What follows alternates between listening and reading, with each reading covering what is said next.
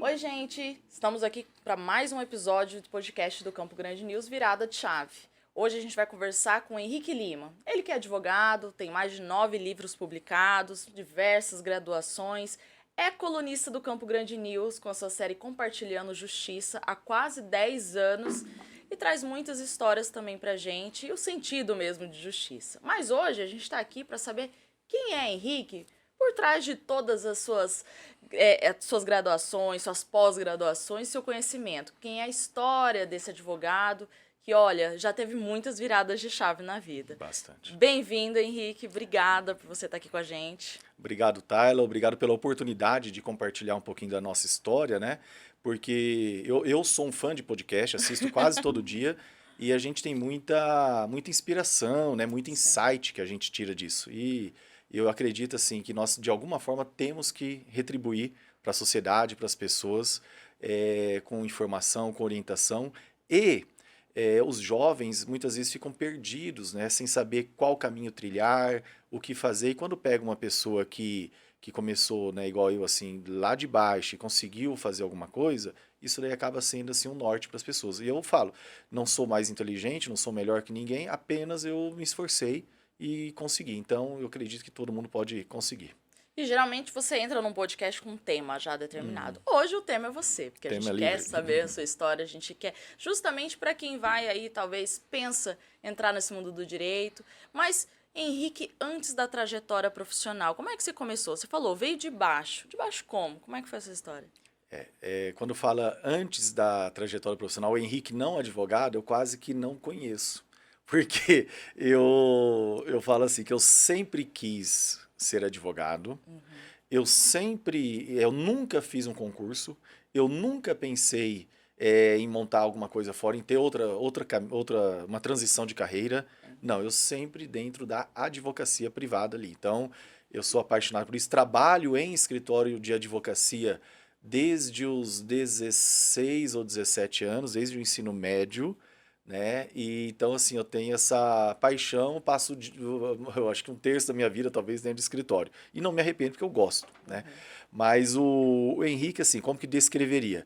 Eu vou dizer que eu sou um curioso, né? Em primeiro lugar, eu sou um baita de um curioso, eu leio sobre muitos temas. Por exemplo, atualmente eu estou assistindo muita coisa e lendo sobre geopolítica, eu gosto de saber essa questão das relações. Espiritualidade eu leio bastante, eu tenho 4 livros sobre isso, inclusive eu tenho tenho 2 que foram publicados pela Buzz, que é uma editora de renome internacional, uma das maiores do Brasil, e vende assim milhares, né, chamado Provérbios para Empreendedores. Lancei um outro agora chamado Tzedakah, que é uma prática judaica relacionada a finanças. Então eu gosto muito também dessa parte de espiritualidade, não na parte muito teórica, mas assim, de coisas práticas para nossa vida. Então eu gosto desses conteúdos, né? Sou curioso e, aliado a isso, eu gosto muito por isso que o nome, né, da coluna é Compartilhando Justiça. Eu gosto de compartilhar esses conhecimentos. Então, há muitos anos eu criei um canal no YouTube, não está tão ativo agora, mas hoje ele está com 50 e poucos mil inscritos. E teve uma época que eu era assíduo, assim, eu dava várias aulas ali.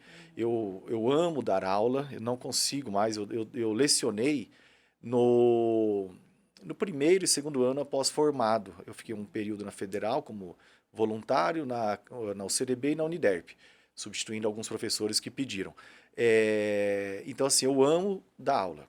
Só que, pelo escritório, hoje a gente está com mais de 100 funcionários no escritório, né, 100 colaboradores, então a gente não tem tanto tempo. Mas como que eu faço isso para usar, né, para exercer essa atividade que eu gosto? Eu escrevo conteúdo toda semana, não só para o Campo Grande News, mas para outros canais também, para os meus sites, gravo conteúdo também, vídeos, e eu vejo ali que é uma coisa bacana.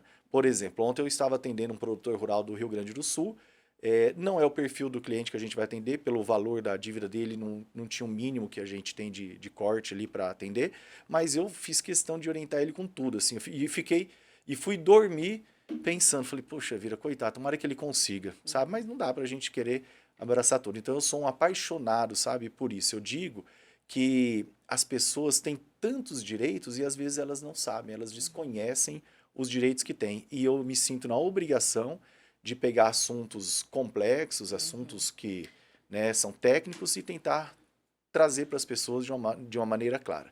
Então, assim, você viu como que eu já acabei... Sem o juridiquês, né? Sem o juridiquês, mas você viu que eu já escorreguei pro advogado, né? Quando vai Aham. perguntar do Henrique, eu não consigo. E aí eu Deixa volto a te voltar. perguntar, porque você falou, eu sou um curioso. Assim, houve alguém que despertou essa curiosidade em você? Lá, como é que foi sua infância? Como é que... Eu sou nascido em Campo Grande, Uhum. tá?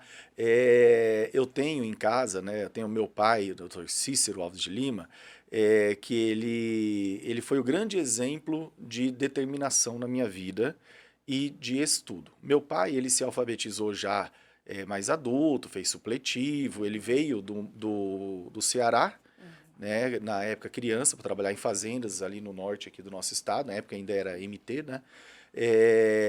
Conheceu a minha mãe, que o meu avô tinha terras em Santa Catarina, vendeu lá e comprou na região. Daí a filha do fazendeiro se engraçou com o trabalhador, né, que se conheceram ali e acabaram que eu nasci. Então meu pai, ele se alfabetizou adulto, mas ele sempre foi um apaixonado por estudar, por ler.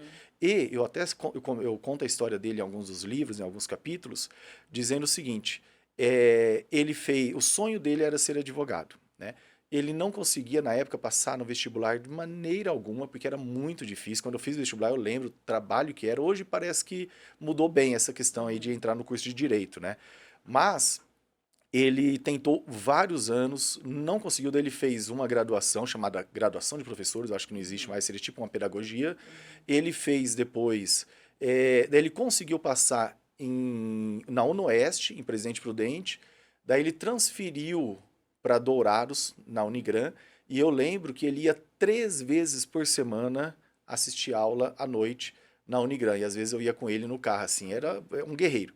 E depois conseguiu transferir para a Universidade Católica, né, para o CDB, e coincidentemente caiu na minha sala. Né, ele estava um ano à frente, mas por conta de grade, acabou caindo na minha sala e conseguiu já acho que na época com 50 anos de idade quase, realizar o sonho de formar. Quando formou, por conta dessa dificuldade da alfabetização ali, ele teve muita dificuldade de passar na OAB. Ele ficou, salvo engano, 4 anos, mais ou menos, fazendo todas as provas da OAB para conseguir passar. E assim, eu falo, olha, eu não sei se eu depois de 2, 3 anos já não teria desistido. E ele insistiu e conseguiu. Hoje tem o escritório dele, tá bem, tem os investimentos na área de construção, mas assim, eu falo que foi um exemplo. Eu lembro dele lendo, ele tem uma biblioteca legal em casa, então eu fui criado nisso. E o despertar do advogado, eu já me perguntei, falei, poxa, por que eu sempre tive essa certeza? Daí a gente, depois que começa a fazer as terapias da vida, começa a ver que muitas vezes a gente quer a aprovação, ou quase sempre, dos pais, né? Quer ser o motivo de orgulho. E eu lembro que meu pai tinha, na época, uma empresa e de vez em quando apareciam advogados lá para atender ele em alguma situação. E eu ficava na recepção, eu tinha na época uns 14 anos, e eu lembro que ele recebia esses advogados, assim, faltava estender um tapete vermelho, uma pompa, eu lembro, doutor Clineu, que era do Banco do Brasil, aposentado, e o doutor Jaime. E recebia, tá, eu falava, cara, tá aí, eu quero ser advogado. E daí eu sempre tracei, eu não tive segunda opção no vestibular, não tive nada. Mas essa é a história ali de escolher a profissão.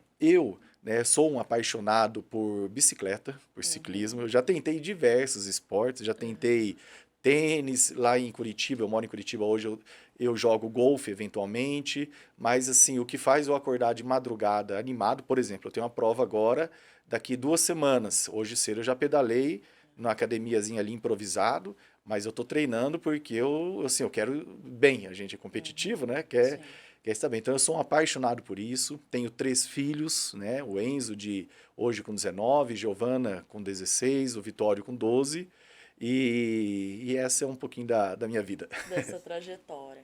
Bom, você acumula aí, né, várias pós-graduações. Buscar todo esse conhecimento também fora de uma sala de audiência. O que te motivou também? Assim? Olha como é interessante. Eu lembro que no começo da faculdade, até terminar a faculdade, eu tinha na minha cabeça o seguinte, eu falava, olha, eu só quero pegar minha OAB, eu só quero formar, pegar minha OAB e não quero mais nunca mais voltar para a academia, né, assim, vamos falar, para os bancos da faculdade. Só que, assim, quando eu formei, eu falei, puxa, eu tenho que ter um diferencial, né, e eu, assim, eu sempre gostei de estudar, aliás, não sempre, né, durante a faculdade eu aprendi a gostar de estudar, no ensino médio eu não era tão estudioso, e, e eu falei, poxa, eu tenho que me desenvolver, eu tenho que só ser formado é muito pouco, eu sinto que eu não sei nada ainda, porque a gente sai da graduação sem saber nada. Quem acadêmico de direito ou gente recém-formada que acha que sabe alguma coisa, tá, é um iludido, E o né? direito tem essa pompa, né? É, De ah, eu já sou sai, doutor, eu sou coitado, né? Eu doutor. não sei nada, eu não sou doutor, eu não sei nada hoje. E daí eu sempre procurei fazer pós-graduações, né? Fiz 5, né? Comecei 7, 2 eu acabei achando que não valia a pena.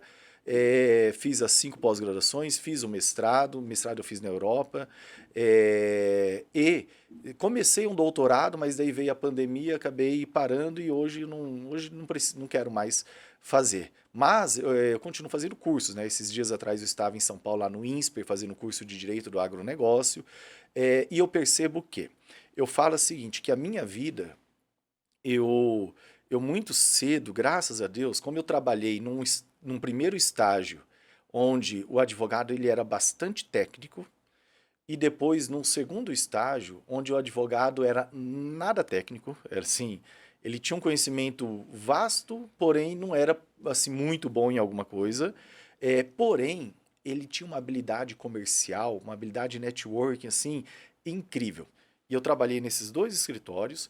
No primeiro, eu lembro que o escritório assim era eu e ele, né? No escritório eu era a secretária dele, lavava os copos, eu passava segunda-feira pano no escritório, na sexta eu limpava o banheiro, isso daí no começo da faculdade. E eu lembro assim que ele não tinha muito cliente, né? Apesar de saber muito, mas não tinha cliente. Já no segundo, ele, apesar de não ser um grande conhecedor, o escritório dele era lotado, tinha umas 30 e poucas pessoas na época, e eu falei, poxa vida, eu preciso aprender a arte de conquistar clientes, de descobrir, né, oportunidades no mundo jurídico.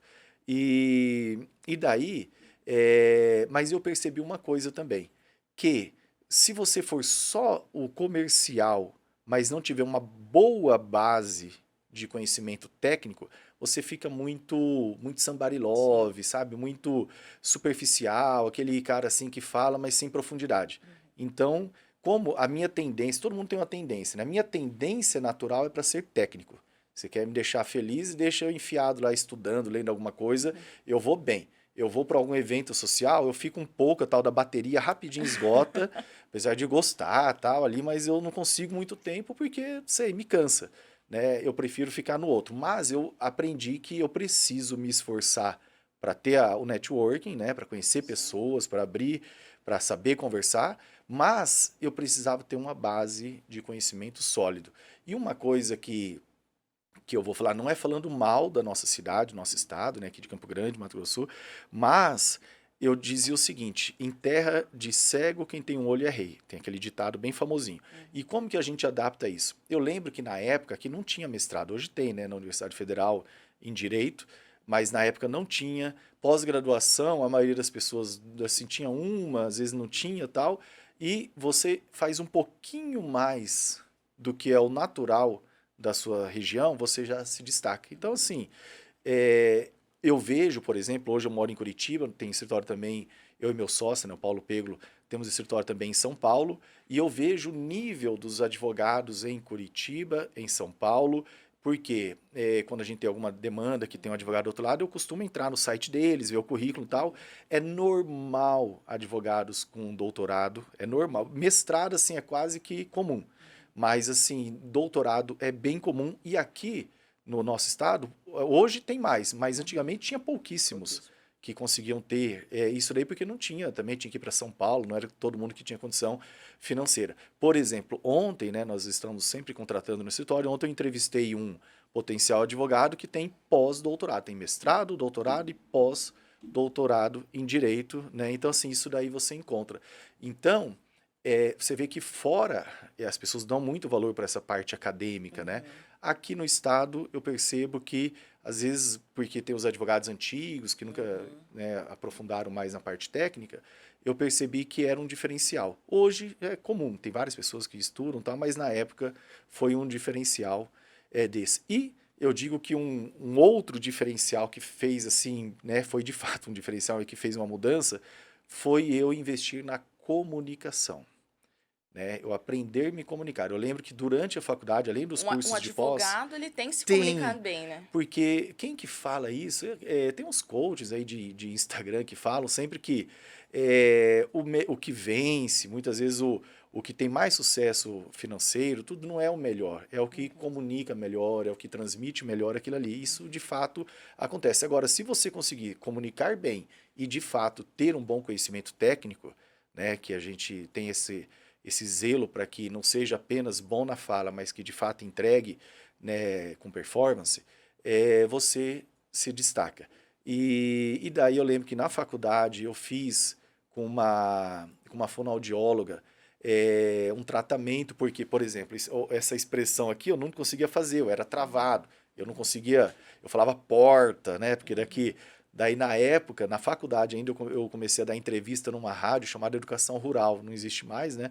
E dava entrevista sobre direito. E eu comecei a ver que minha dicção tinha que melhorar. Daí eu comecei a fazer tratamento com fonoaudióloga e treinar essa parte de voz e tudo mais.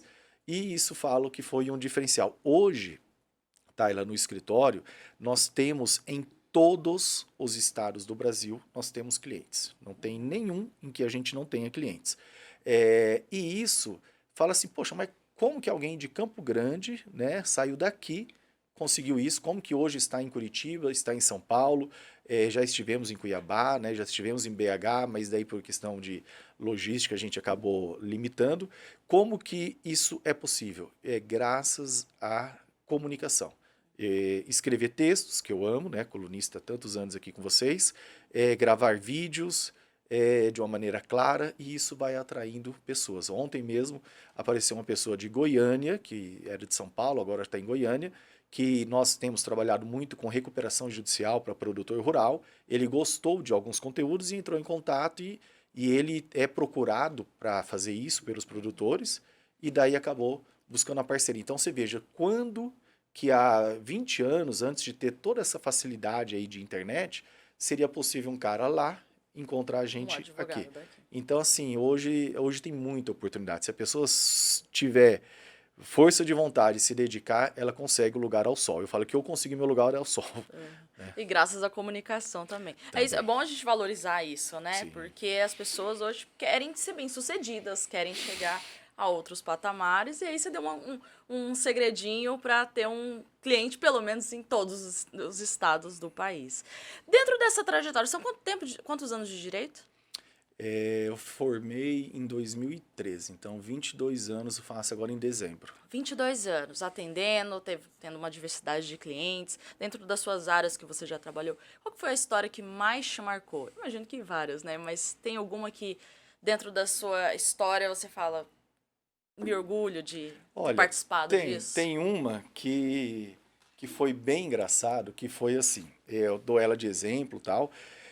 Financeiramente não deu todo o resultado que a gente queria, porque a empresa acabou entrando em recuperação judicial depois, né, em falência, assim. Mas foi bem interessante. Tem um filme com a Julia Roberts, que ela faz algo parecido, mas eu não tinha assistido o filme e não sabia.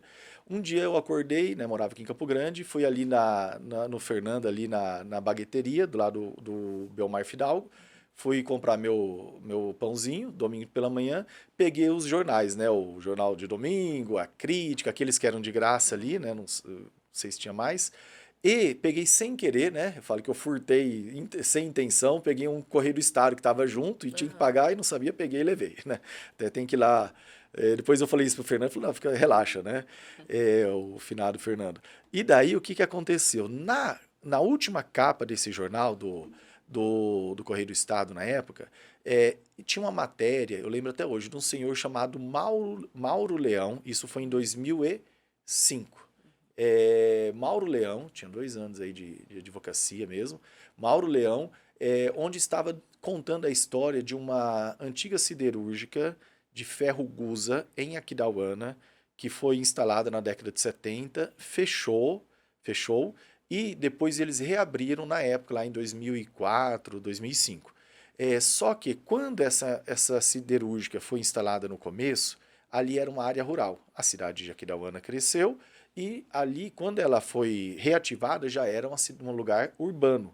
E quando eles reativaram essa siderúrgica, contava na matéria, estavam expelindo, eles não fizeram o que tinham que fazer, colocar um filtro de manga, fazer um cinturão verde e tal, e começou a expelir fuligem e causar um transtorno enorme para a comunidade. Eu fui lá, né, tal, e horrível. Quando eu li aquela história e vi assim o sofrimento, entrevistando algumas pessoas, e daí saiu a foto desse senhor falando que já fizeram abaixo-assinado, já fizeram passeata, já falaram com MP, já falaram com prefeitura e não conseguiam fazer alguma coisa. E eu sempre falo que eu tenho orgulho disso, porque eu sempre fiquei muito atento a oportunidades dentro da advocacia. Eu tenho isso daí assim, eu falo que eu acordo pensando em como conseguir clientes e durmo pensando em como conseguir clientes, né?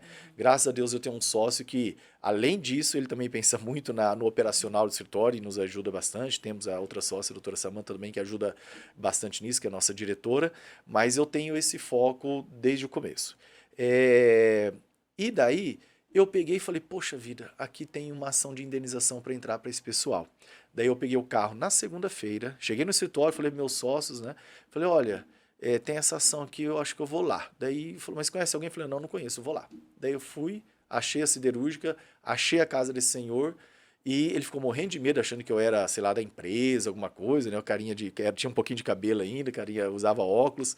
E daí eu convenci ele a assinar a procuração para mim, para entrar com uma reparação de danos ambientais ali, danos morais e tal, para isso. E com a procuração dele assinada, eu comecei a bater de porta em porta em todas as casas da região. Alguns me xingavam, colocavam eu para correr, falavam que absurdo, vai fechar a empresa, vai acabar os empregos e tal, mas assim, vários assinaram, eu entrei com umas 200 e poucas ações, eu acredito, com relação a isso, uma para cada casa. Ganhamos as ações, mas depois a empresa entrou em umas dificuldades financeiras. Então eu tenho muito orgulho que eu falo, poxa, ver a oportunidade em várias situações. Eu lembro que quando eu estava na faculdade, eu não tinha carro, né? Eu mesmo comprei meu primeiro carro lá no quarto ano de faculdade. Então, no começo eu ia de ônibus e ficava lutando, torcendo para ter uma carona. Eu tinha uma amiga que às vezes me dava carona e ela tirava sarro, que ela falava assim: "E aí, Henrique, qual que é a sua grande ideia para ganhar dinheiro agora?" Porque toda vez eu fiquei sabendo que dá uma certa ação, dá para ganhar dinheiro. Ficava o tempo todo, era o meu papo, né? E então eu tenho isso. Por quê? Porque eu falo isso para os advogados lá do escritório, né? Igual eu falei para você, nós temos aí mais de 100 pessoas hoje no escritório, e eu falo, nós precisamos de clientes. Então, você atrair é uma coisa, no começo a dificuldade é atrair o cliente, e depois é manter a qualidade. Hoje a nossa luta é para manter qualidade de entrega, né, de resultado. Mas sem o cliente não tem financeiro organizado, não tem nada. E como é Tem que que é ter. essa relação com clientes, assim, é algo que a gente vê muito hoje, rede social virou tribunal também, né? Então ali todo mundo fala, todo mundo julga. Como é que é essa relação quando é um cliente de algum caso muito emblemático ou que aquele cliente realmente, supostamente, tem culpa de alguma coisa e as pessoas falam, como é que um advogado defende uma pessoa dessa? Você lida com isso? Já lidou muito Não. com isso? Como é que É. você vê essa relação das pessoas que olham, julgam, como se o advogado tivesse que realmente separar Olha, quem... eu não sou a melhor pessoa para falar isso. Por quê? Porque eu não atuo no penal, não consigo, não, mas valorizo quem atua porque todos têm direito, Sim. né, de defesa. Nós, às vezes, não vemos uma situação, ouvimos uma história e já julgamos. Só que quando você vai conhecer os detalhes, você vê que não é bem assim.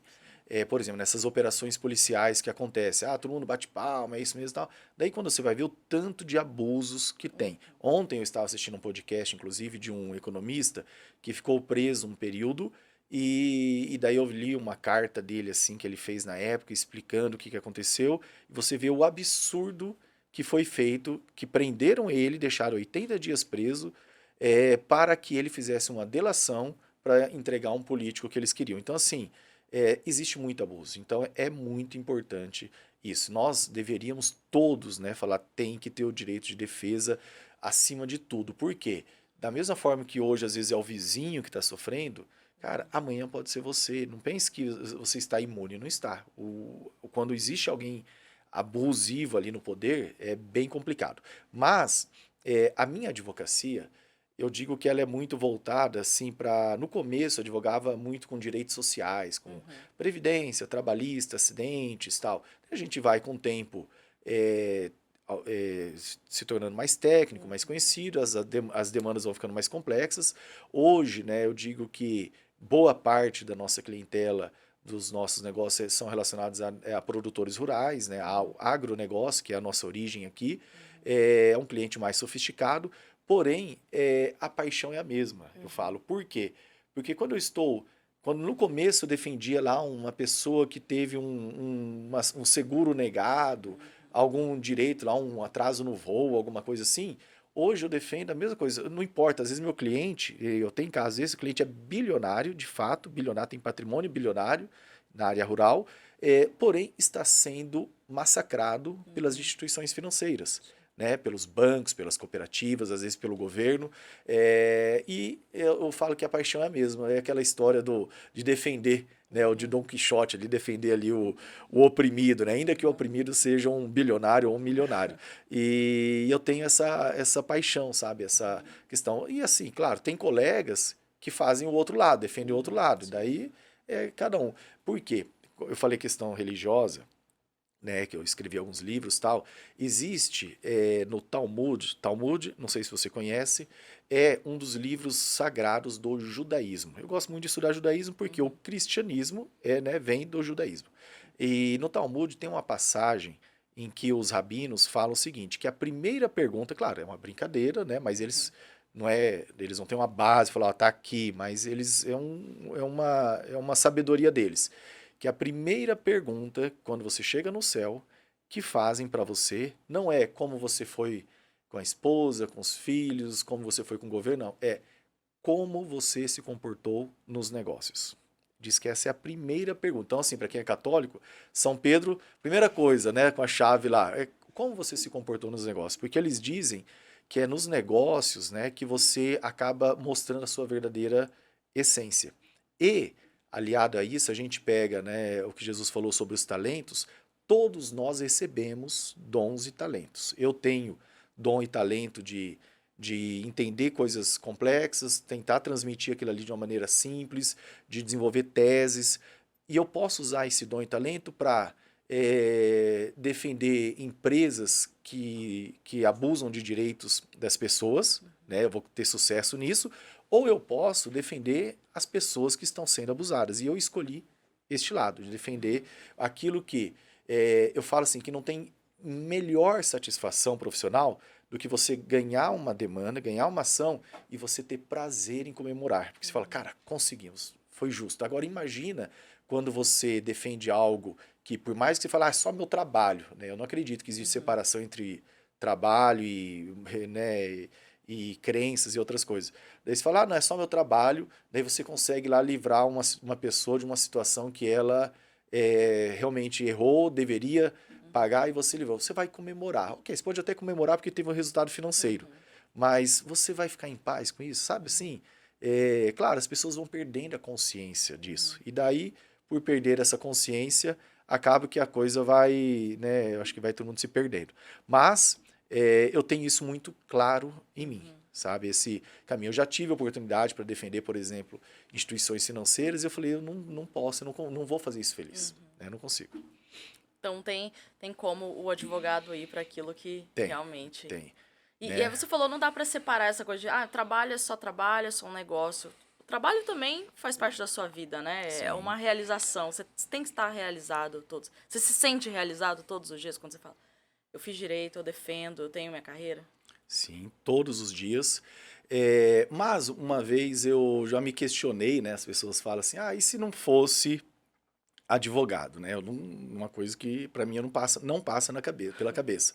Mas tem uma frase, um pensamento, uma reflexão, não sei se é de comunista, do que é isso aí, mas que fala o seguinte, que se nós vivêssemos numa sociedade onde todo mundo ganhasse igual, todo mundo tivesse o mesmo padrão de vida, a mesma casa, mesmo tudo assim, tudo igual, e você pudesse escolher fazer algo, então, não mais pelo dinheiro, não mais pelo status, não mais por nada, apenas por simplesmente por prazer, por satisfação. O que você faria? Daí eu pensei, falei, bem, eu acho que eu não seria advogado, apesar de que eu gosto, né? Mas assim, se é para ter um resultado tudo igual, fazer assim só por prazer, eu concluí, depois de alguma reflexão, que eu queria ser professor. Professor universitário. Eu já até me imaginei indo, né, como suponhamos que morasse lá no norte da Europa, indo de bicicleta para a universidade, com aquela mochila de lado aqui, marrom, né? Com aquela roupa, calça de sarja, indo lá dar aula sobre, sei lá, algum tema. Eu acho que ia ser muito realizado fazendo isso. Não faço, né, por questão até de outras situações. A gente vive numa... Eu tenho um amigo do Ministério Público, uma vez a gente estava viajando, estava esquiando lá no sul da França, e daí ele falou bem assim, falou, Henrique, no Brasil a gente vive no modo de sobrevivência. Então, assim, é todo mundo tentando achar o seu lugar ao sol. Isso de fato é uma verdade, né? Quando eu fiz o teste vocacional, eu cheguei a fazer na época lá, eu estava no Colégio Dom Bosco, eu lembro que eu fiz e deu tudo que era relacionado a humanas, né? Deu, em primeiro lugar, deu letras, psicologia, deu direito e tal. E daí eu falei, ok, então qualquer um desses aqui. Só que eu queria também ter um carro, né? Porque quando a gente não tem essas coisas, né? Fala, poxa, eu quero ter um carro bom, eu quero ter uma casa, eu quero ter um padrão de vida. Não que essas profissões não deem isso. E hoje a gente vê que qualquer profissão dá dinheiro. Qualquer profissão, eu falo para meus filhos. Desde que você tenha a visão certa, o empreendedorismo, tenha a cabeça correta, né, a mentalidade correta.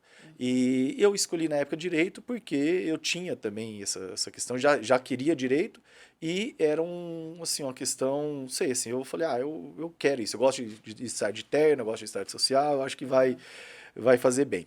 Essa questão, Taila, de qualquer profissão você pode ganhar dinheiro, quando eu morava aqui em Campo Grande, eu mudei tem 6 anos para Curitiba, eu digo o seguinte, que aqui as pessoas prósperas que eu via eram os advogados, médicos, políticos e produtores rurais. Era o básico, e alguns engenheiros também. Arquiteto, um outro, tal. Então esses daqui eram os profissionais, assim, vamos falar, bem-sucedidos na época, né, que eu via, assim, talvez numa visão míope, né, que eu tenha, talvez. Mas, assim, eu tinha essa impressão. Quando eu mudei para Curitiba, eu moro num condomínio grande lá, e tem gente de todo tipo. O que menos tem, e é um padrão bem alto, né, tem golfe dentro do condomínio, tem gente que chega de helicóptero, é um padrão bem alto. E o que menos tem lá é advogado e médico. Produtor rural tem bastante, do norte do Paraná. A maioria lá é empresário. E eu falo assim, qualquer coisa que você fizer, se você tiver a mentalidade correta, você ganha dinheiro. Eu tenho um amigo ter a que... mente de empresário na sua área, Eu tenho um né? amigo, eu vou falar o nome dele, porque ele não quero constranger ele, mas assim, eu acho que ele vai ter até orgulho. Eu tenho um amigo que o nome dele, o Francisco, o nome dele, o apelido dele, a gente chama de Chico Sucata, por exemplo. Vou dar ele de exemplo. Chico Sucata mexe com sucata. Compra sucata e será que ele faz e vende para as indústrias e tal. O Chico Sucata, esses dias eu fui com o avião dele particular, nós fomos viajar para Paraty, ele já teve, eu tenho ainda Ferrari, ele tem casa em Jurerê Internacional, em vários lugares, tem um baita de um patrimônio e foi fazendo isso, ou seja, sucata. Daí o cara faz lá um negócio, quero ganhar dinheiro nisso, mas não faz com paixão, não vai conseguir, vai ficar trabalhando de assalariado para os outros. Eu tenho um outro conhecido que o apelido dele, eu não vou falar o primeiro nome, mas é o Parafuso, né? Cara, o cara ficou rico no ramo de parafuso. Então, assim, então qualquer coisa pode dar dinheiro, desde que tenha a mentalidade correta. Verdade. Você escreveu sobre paternidade socioafetiva também, né? Isso. É um tema delicado, humano. Delicado. O que te levou também para esse tema? Esse tema foi assim, como eu falei para você, eu sou curioso, né? Eu atendi um advogado na época, né, há muitos anos, esse livro tem uns 10 anos. Eu atendi um advogado que me procurou, que queria nos contratar no escritório, que ele havia perdido uma ação em primeira instância, havia perdido em segunda instância e estava no STJ aguardando julgar, com parecer desfavorável do MP, ou seja, ele ia perder. A história era a seguinte: ele, depois que o pai dele morreu, que ele se habilitou no inventário, as duas irmãs alegaram que ele não era filho biológico, apesar de estar registrado. E, como prova, apresentaram um espermograma do pai, de que na época ele não tinha condição de ter filho, então ele era filho de um outro relacionamento, mas como era muito pequenininho, ele não sabia, e aconteceu isso. E daí o que acontece? Anularam o registro de nascimento dele, e tiraram ele do inventário. Ele recorreu, perdeu aqui em Campo Grande, perdeu no tribunal nosso e estava no STJ. E daí, na época, ele me procurou para ver o que dava para fazer. Quando eu olhei, daí eu, daquele jeito, fui estudar o tema, não estava ali no dia a dia fazendo isso. E quem tem o hábito de estudo, qualquer tema que pega, consegue desenvolver, né? Você já sabe, tem a rotina ali, sabe o método para conseguir extrair conhecimento. E daí eu cheguei a essa questão da paternidade socioafetiva, na época falava muito em estado de posse de filho, que era uma coisa assim que haviam poucas decisões, ainda era bem incipiente, mas que era uma coisa assim que poderia dar certo. Daí fiz o que a gente chama na justiça de memoriais, que é um resumo e colocando argumentos, né? Trazendo aquilo ali, falando que é uma questão de ordem pública, interesse do menor, da criança, né? Na verdade já era maior, do filho, né? De preservar isso e tal. Fiz sustentação oral no STJ e ganhamos. Ele conseguiu receber, na época foi uns 8 milhões da parte dele na herança. E daí eu falei, poxa, eu vou escrever sobre isso. Daí eu escrevi esse livro. Ele é um livro assim que ele não ficou tão famoso, porque quem compra, eu vejo assim que no começo eram muitos alunos de graduação para fazer TCC, porque era um tema novo, né? Então, teve esse. E os meus outros livros são todos parecidos, são temas que eu falo, poxa, tá faltando alguém escrever sobre isso. Daí eu vou lá. Agora, no momento, eu estou escrevendo um sobre, vai chamar Defesa do Produtor Rural, um livro focado em temas para defender o produtor rural das dificuldades que eles passam. Por quê? Quem já leu meus livros percebe que eu não escrevo para o advogado. Eu escrevo para, vamos falar, o cliente final. Os advogados acabam muitos gostando porque é uma linguagem mais fácil de entender. Mas eu penso sempre na pessoa que está lá interessada para ela conseguir entender. Eu pego, às vezes, alguns temas, alguns livros que você compra, assim, jurídico. Cara, o cara fala algo que você tem que ler 2 vezes um parágrafo para entender e parece, assim, que quer complicar. Eu não sei quem é o filósofo que disse que quem realmente entende de um assunto, ele não fala de maneira complexa e obscura. Ele fala com clareza. Se você tem conhecimento, você tem segurança, você não precisa se esconder atrás de palavras difíceis, né? Fala simples. Perfeito. E você também, acho que, agora que eu vi, você também é sócio de uma startup, né? Isso voltada aí. para tecnologia. A gente tá falando aí que o advogado também é empresário. Você também já foi pro Não, altar, ou não, não? tem. Assim, daí eu vou falar assim, é mérito do meu sócio. Eu sou advogado, gosto da advocacia e tá, mas eu tenho um sócio, né, o Paulo Peglo, que ele ama empreender em outras coisas, né? E daí ele vive colocando a gente nessas situações. Hoje, assim, não só essa, eu sou sócio de umas 10 empresas de loteamento, construção, financeira e outras coisas que a gente vai ampliando, mas assim, eu não dedico tempo a isso, meu tempo é só para advocacia.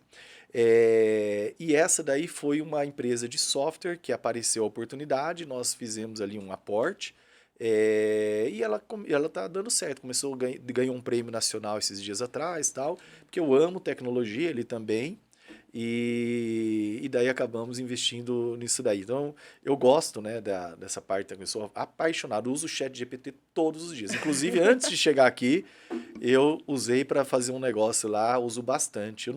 Eu falo o seguinte, até eu vou ter uma reunião com a turma do escritório, falando assim, é proibido fazer petição e texto por ele. Porém, você usar ele para criar roteiros, para te dar informações básicas e informar algumas coisas, é muito útil, né? Então, tem que saber usar porque, para quem é advogado sabe o que eu estou falando, ele inventa, a IA inventa decisões, inventa texto de lei, inventa coisa que tem que tomar muito cuidado.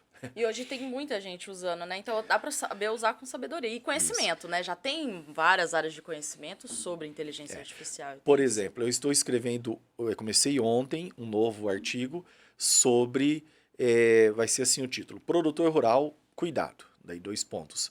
A recuperação judicial pode virar falência. Então eu vou abordar a questão de quando que uma RJ vira uma falência para as pessoas ficarem atentas a isso.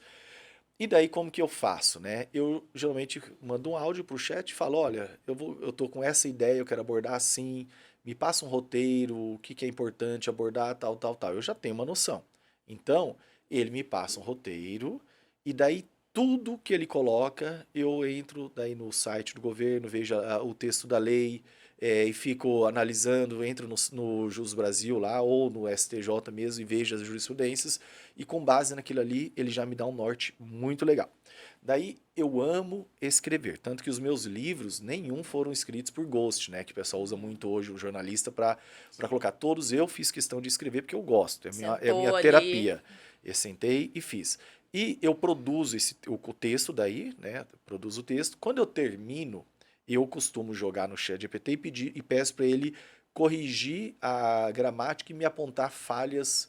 Tipo assim, quando a gente fazia ensino médio, que é preparar para a redação do vestibular, o professor olha e fala, ó, aqui tem uma falta de coerência, aqui e tal. Então eu acho muito útil para isso. Daí ele aponta e você ajusta. Eu acho que isso é super válido dessa forma. Agora, pegar e simplesmente pedir para ele escrever aquele conteúdo, assim, sai um conteúdo ok, mas assim, você percebe que não é, sei lá, que é um robô que fez, assim, eu consigo perceber. Na parte jurídica, assim, na parte de advocacia. Por exemplo, quem é jornalista, todo mundo pergunta, né? Ah, qual que é a notícia de hoje? Todo mundo acha que a gente sabe todas as notícias. Qual que é o maior equívoco também do advogado, assim? O que todo mundo pergunta para advogado ou o que o advogado mais escuta? Olha, tem perguntas que são proibidas para advogado. Esses dias eu dei uma entrevista e a pessoa veio falar assim, doutor, e quanto tempo, na Jovem Pan, eu dei uma entrevista lá em Curitiba, há quanto tempo demora uma ação dessa? Daí eu falei, isso não se pergunta para advogado. Por quê? A gente pode falar, olha, qual a chance de ganhar, tá? Agora tempo, eu falo assim, é de 2 anos a 20, porque tem casos que demora 20, claro, é exagero. Mas assim... Eu conheço uma pessoa esses dias que terminou um processo depois de 20 anos. Então assim, é muito complicado. Aí tem as médias, dependendo do tipo de ação, a gente tem uma experiência, já sabe como vai. Então, essa é uma pergunta que as pessoas fazem muito, né, para advogado. Outros, né, as pessoas gostam que a gente dê opinião sobre essas questões políticas, né?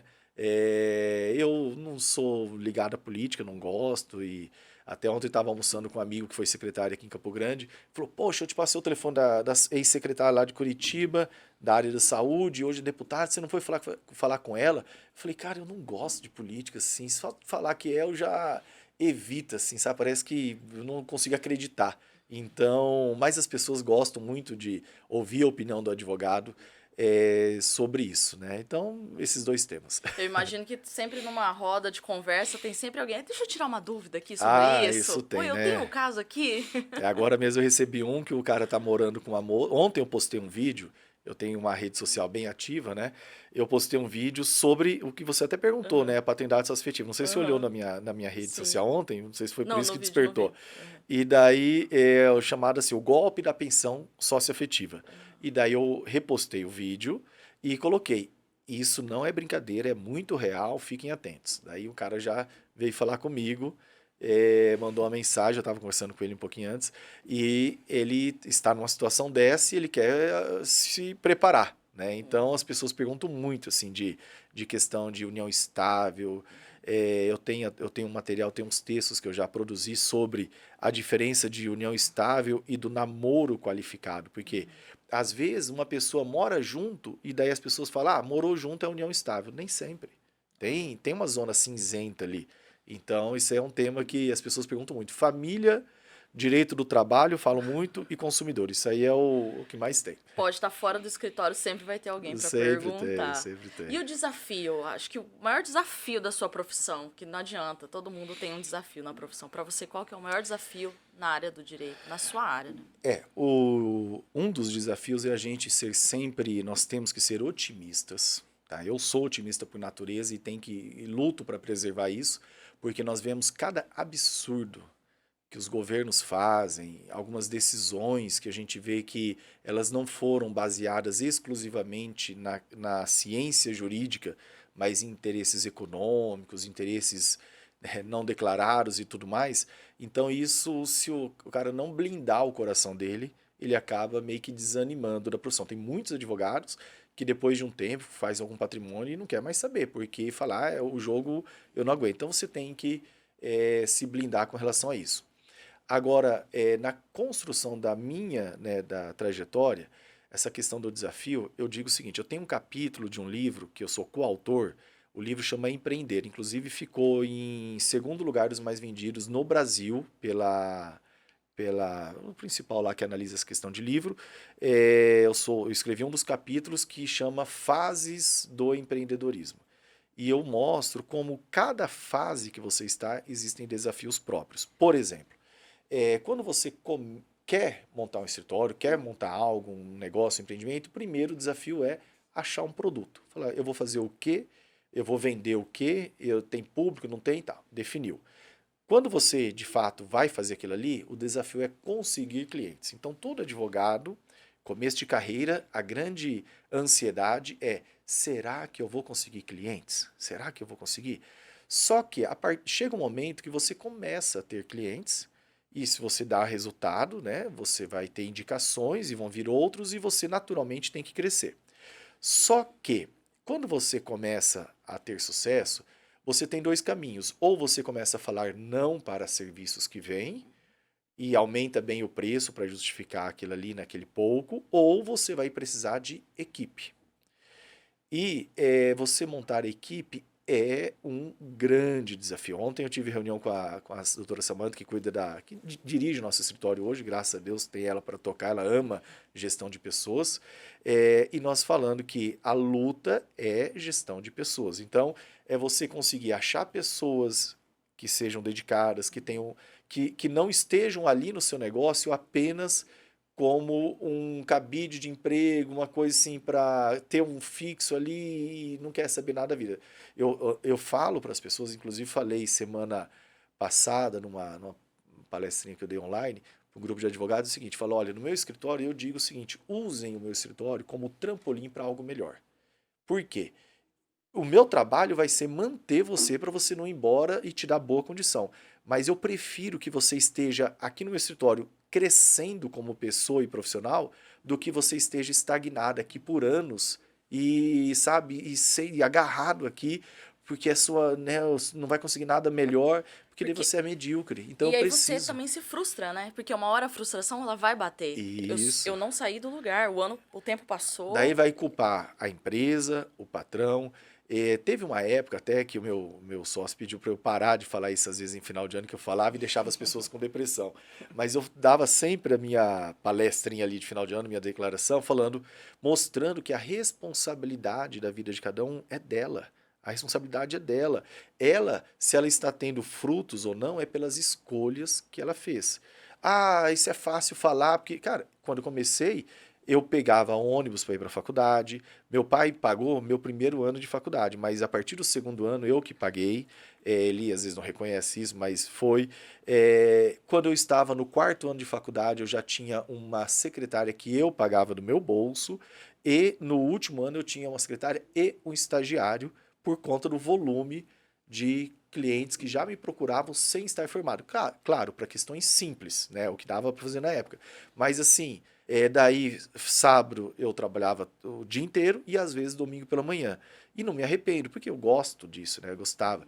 Agora, daí a pessoa pega e fala: ah, você hoje tá. Ok, hoje eu posso ter uma condição diferenciada, mas estabilidade não existe. Isso é uma coisa que tem que ser claro, não existe. Então, a gente está sempre preocupado como que vai manter. E o que acontece? A gente pega e tem que ficar atento a isso, que se você tiver a postura e caminhar do jeito, né, adequado, você vai conseguir um lugar. Então, não existe desculpa, né? Eu digo assim. E tem uma coisa também que as pessoas aplaudem os vencedores. Quem não vence porque ficou envolvido com alguma coisa, quem não consegue um lugar de destaque por qualquer situação, ainda que legítima, a sociedade, os pais dessa pessoa não olham, às vezes, do mesmo jeito do que um outro filho que, às vezes, se tornou, às vezes, mais distante, se afastou, só que depois voltou com o troféu na mão, né? Daí Sim. todo mundo, esse é o orgulho da família, né? E, às vezes, o outro que ficou ali não é tão valorizado. Então, não estou dizendo que um tá certo ou outro, mas é a realidade, né? É o conselho que você daria aí para os novos advogados. Então, você falou de otimismo, senso de empresário, né? Esse Isso. sentimento de empresário e a comunicação. Acho que são 3 Comunicação, pilares aí que a gente pode levar em consideração para ser um advogado bem-sucedido. Porque acho que essa para pergunta ser. tem muita gente deve falar, como ser um advogado bem-sucedido? Você já explicou Exato. algumas coisas.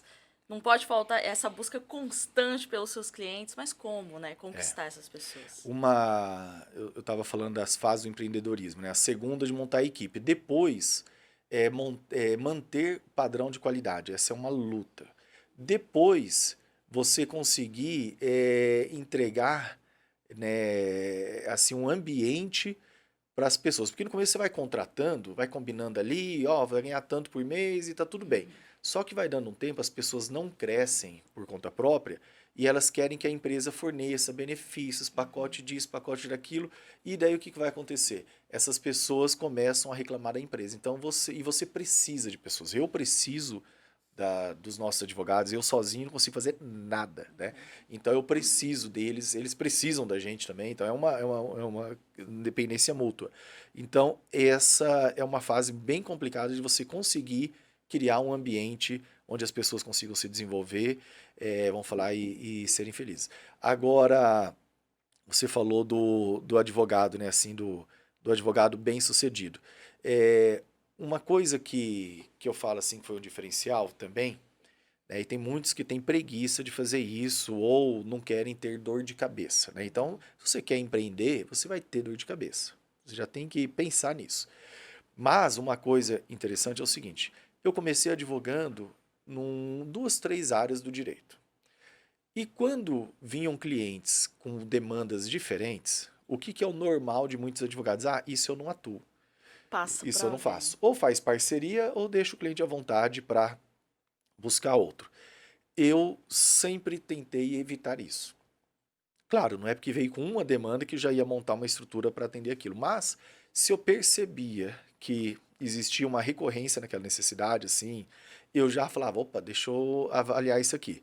E daí nisso eu fui montando as carteiras. Hoje nós temos no escritório carteira de servidor público, uma só de isenção de imposto de renda, de militares, de indenizações, de previdência, de trabalhista, de agronegócio, de família e uma que a gente chama de estratégicos, que são os valores diferenciados. E isso foi o quê? À medida que as coisas vão aparecendo, a gente vai fazendo. Eu só não faço penal, né? E daí a gente acaba, né, deixando a pessoa à vontade. Mas eu fui colocando. E isso implica o quê? Você colocar pessoas para trabalhar, você sozinho, tirando os impostos, tá, você ficaria, vamos falar, com 80% dos seus honorários, com 70% dos seus honorários. Com equipe, vai te sobrar talvez 30%. Você vai gastar 40% com equipe. Só que a pessoa tem que ter na cabeça que quanto mais equipes você conseguir gerar serviço para todo mundo, você ganha uma fração menor, porém você ganha do todo, né? Então é muito bom. Além disso, eu digo o seguinte, eu já percebi isso em algumas vezes. Escritórios que são ultra focados só num determinado segmento, de repente vem uma época de vaca magra, uma mudança na legislação daquilo ali, eu já vi gente ficar desesperado porque, por exemplo, na época da reforma trabalhista, tem escritório que só fazia trabalhista para empregado. Veio a reforma, teve gente que entrou, não sei se tentaram suicídio até, porque acabou por um tempo, hoje voltou, né? Mas acabaram as ações trabalhistas, acabou a demanda por isso. E se o escritório só faz aquilo, e aí, como que faz? Né? Então, você ter ali como que é os ovos em mais de uma cesta é bem salutar, Ampliar ainda que dentro da advocacia, né? ampliar o repertório, É né? ampliar o repertório. Definitivamente. Que bacana. E que conselho você daria para essa nova geração de advogados? Olha, o conselho que eu dou é o seguinte: estudem, tá? Estudem. Hoje, por exemplo, né, meus filhos eu falo para eles o seguinte, né? Eles às vezes não querem ouvir tanto o pai, porque falam, não quero ficar na sombra do pai. Eles falam isso, eu fico meio. Mas assim, ainda não decidiram, né, exatamente para qual caminho ir. Mas eu digo o seguinte: se você tiver oportunidades, faça uma formação sólida na parte técnica, tá? Isso é o quê? Isso é pós-graduação, MBA, mestrado, se tiver condição de fazer um doutorado, faça isso, mas existe uma expressão hoje famosa que é o soft skill, né? É, aprimore a sua soft skill, a sua técnica de comunicação, a sua percepção de negócios, curso de negociação, sabe, busca o que você puder para aprimorar esse lado, né? Porque se você tiver uma base técnica excelente e essas habilidades também bem desenvolvidas, você vai dar certo, né? Você vai dar certo. A questão é que às vezes a pessoa faz só um dos dois lados, porque tem mais facilidade e não quer sair da zona de conforto e desenvolver outro lado. Mas se desenvolver os dois, não tem como dar errado. E outra coisa também, não fique pulando, já falei isso para alguns amigos, de galho em galho. Tem gente que hoje, hoje eu sou advogado, não, daí amanhã eu montei uma empresa, vou voltar para a advocacia, acho que eu vou montar um outro negócio aqui. Sabe? Você pode até ter coisas paralelas, como a gente tem, mas que não toma seu tempo, não tira o seu foco, como investimento. Agora você tem que ter um foco. A advocacia, depois de alguns anos, eu tinha uma visão errada da advocacia. Eu tinha uma visão de que a advocacia não tinha estabilidade. E hoje eu vejo que tem muita estabilidade, apesar de que estabilidade não existe, mas sim, eu falo assim, eu percebi isso muito na pandemia. Os médicos, né, que eu sempre falo, puxa, médico é bom que faz a consulta, já recebe ali e já põe o dinheiro no bolso. E eu tenho que trabalhar para receber daqui anos, né? Só que, por exemplo, quando veio aquele período lá que fechou os estabelecimentos, ficaram sem renda, que era imediato. O nosso negócio tocou normalmente. Por quê? Porque o que você recebe hoje, você está colhendo um fruto de um trabalho que você fez lá atrás. Só que a advocacia também, tá? Ela tem um ovo de serpente ali, tem uma armadilha que muitos advogados caem, tem que tomar muito cuidado com isso. Que é o seguinte, você plantou bastante ações, é uma colheita, né? Uma colheita não, uma plantação. Você plantou ações, coisas boas, tal, tal. Chega um momento que você vai começar a colher o fruto daquilo que você plantou. Daí você vai colher o fruto, né? Vamos falar de resultado financeiro, daí você, putz, que coisa boa, agora eu tô bem, né? Daí carro bom, vida boa, tá? E você esquece que se você não continuar plantando, né, semelhante, lá na frente, daqui a um tempo, você não vai ter essa colheita. E você vai se danar. E tem pessoas que caem nisso daí. Então isso aí tem que tomar muito cuidado. Manter os pés no chão, né? Manter E os esse pés no conselho aí não é só pro direito, não, né? Pra todas as profissões. bom Se a gente saber. Eu parar. posso falar do direito, né? Mas é um conselho muito bom. Outra coisa que eu queria saber, tem gente que fala assim, o direito é pra vida, né? Tem gente que faz o direito por conhecimento, por se interessar. É isso mesmo? O direito também é isso. uma área que, se as pessoas quiserem fazer, quero buscar um conhecimento novo, mas não para atuar. É uma Olha, faculdade que também serve muito para a vida. serve demais, por quê? Por exemplo, noticiário. Pessoa que não tem um entendimento jurídico vê coisas lá e às vezes fica perdido sem saber o que está acontecendo. E Deixa hoje passar, né? tudo, quase tudo, se você pegar o Campo Grande News ali, quase tudo tem algum desdobramento jurídico naquilo que é postado. E quando você tem um conhecimento, ainda que você não seja advogado no dia a dia, você tem um conhecimento, você se sente mais confiante, mais seguro, né?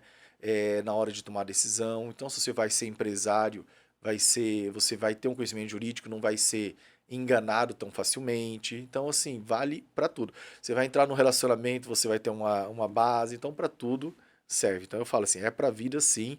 Deveria ser algo assim mais ensinado durante o ensino médio, com certeza. Advogado também entra com muita ação também? Olha, Ou deixa não? eu te falar uma coisa assim, eu não sou base por isso, eu sou altamente litigioso para os meus clientes. Olha. Para os meus clientes. Eu, particularmente, não entro com ação, praticamente. E ontem eu tava com esse meu amigo, né? Usa o tempo para descansar. Eu falo, cara, porque eu sei assim como vai ser. Eu nem deveria falar isso, que vai desincentivar as pessoas, mas tem que entrar, tem que buscar. Tem um livro, A Luta pelo Direito, é aquilo mesmo. Só que, por exemplo, eu já tive problema em voo internacional. Uma vez eu lancei um livro como coautor na Grécia, na Embaixada Brasileira em Atenas. Daí eu fui lá e deu um problema no voo, tá? Eu ganharia uma indenização, mas eu não entrei. Falei, deixa eu tocar minha vida aqui. Eu já tive gente que bateu atrás do meu carro e eu não, sabe? Então, assim, agora eu vou fazer para desfazer um negócio que eu comprei. Eu caí naquele golpe da emoção de comprar aqueles imóveis quando você vai no hotel e, vem aqui, daí vai ganhar um ingresso. E eu me envolvi, bebi ali um pouquinho, e daí comprei 2 unidades. Agora eu vou tentar desfazer o negócio. Mas, assim, se não tivesse que todo mês eu ficar colocando mais dinheiro ali, eu acho que eu ia até deixar, assim, para aprender a lição. Então, assim, eu não sou tão litigioso, né? Também nunca aconteceu nada grave, né? A ponto de eu falar, não, isso eu vou fazer. Mas, assim, coisas menores, assim, eu falo que o tempo nosso é valioso demais, né? Perfeito. Muito bom ter você com a gente, Henrique. Obrigada. Conhecer um pouco da sua história, né? Saber quem é que escreve aí para o Compartilhando Justiça também. E se você também quiser deixar um recado aí para as pessoas que estão te assistindo, que estão te ouvindo e que vão continuar acompanhando a nossa coluna, por favor, pode deixar. Obrigado, Tayla, pela oportunidade. O Campo Grande News, que sempre me acolheu, né? Desde a época do Wagner, que abriu as portas. O Wagner eu conhecia assim, ele leu um livro meu chamado Tzedakah, que é uma prática judaica, né? Na área financeira. Se encantou com o livro e daí nós tivemos contato e acabou que daí ele me convidou para escrever. E assim, eu amo isso e eu sempre fico antenado ao que acontece, né? Eu lembro que o primeiro talvez artigo que eu escrevi foi quando teve, eu acho que hoje não acontece mais em Campo Grande, mas teve um alagamento ali na frente do shopping, né? E daí eu escrevi um artigo, eu lembro que deu o alagamento e a coluna ia ser no dia seguinte, eu voltei para o escritório à noite, escrevi um artigo sobre, né, a indenização, alagamento e tal, e postei. São coisas que, assim, falar que eu não peguei nenhuma ação por isso, nenhum cliente, mas eu gosto, né, de gerar esse tipo de conteúdo. Então, assim, eu quero agradecer pela oportunidade de estar aqui com vocês e que a gente possa ter aí uma caminhada longa e incentivar as pessoas que querem fazer direito né, a buscar isso tudo que nós falamos aqui, porque eu acredito, assim, que a advocacia tem muita oportunidade, tem muitas pessoas precisando, apesar de falar, mas tem tantos advogados que formam. Olha, nós estamos hoje, eu preciso de pelo menos umas 5 pessoas, né? E assim, quando você vai ver currículo, você não acha pessoas para o que você quer. Então, assim, falta bons profissionais no mercado, né? Tem muita gente formada, agora gente de fato ali. Então, assim, não tenha medo de buscar essa profissão. É a melhor profissão do mundo, puxar o sardinha pro meu lado. Tá certo. É isso, né? Porque às vezes as pessoas olham tantas pessoas formadas em direito, tá saturado, o mercado tá saturado. Não. Tem como achar seu lugar ao sol, O né? Brasil é maravilhoso. Quando eu fiz o mestrado lá, que eu fiquei um período na Espanha, eu não via escritório de advocacia igual eu vejo aqui. Tanto que até veio um professor de Gênova me visitar aqui, ele veio, queria me visitar, foi lá no escritório e ficou admirado com o tamanho do escritório. O escritório aqui em Campo Grande tem 1.400 metros de área construída, um baita no escritório. Em São Paulo também é uma estrutura bonita, Curitiba também incrível. E ele falou, mas como assim, né? Que serviço que vocês fazem? E daí eu falei, olha, o Brasil, na Europa, né, eu percebi o quê? As pessoas respeitam as leis, né? Então, respeitando a lei, não tem tanto serviço para advogado. O Brasil, o tal do jeitinho brasileiro, o desrespeito às leis e tudo mais, tudo isso gera demanda. É acidente que acontece, é abuso em contrato, é todo mundo, né, tentando de uma forma ganhar mais do que deve, daí você tem discussões para fazer, é pessoas querendo alegar uma união estável ou negar uma união estável onde não é o caso, então gera muito serviço. E um outro ponto, como o nosso país é continental, é muito grande, hoje você consegue ter clientes em qualquer lugar. Então, assim, é uma coisa bem interessante, tem mercado e o nosso maior gerador de serviço se chama governo. Cara, o que o governo eles são os que mais criam situações favoráveis para a gente entrar. Então, nunca vai ficar sem serviço aqui no Brasil. Tem que só se aprimorar aí nas suas técnicas, né? Henrique, muito obrigada. Esse foi o episódio com o Henrique Lima. Continua acompanhando a coluna dele aqui no Campo Grande News, compartilhando justiça. E até o próximo episódio. Obrigado, até logo.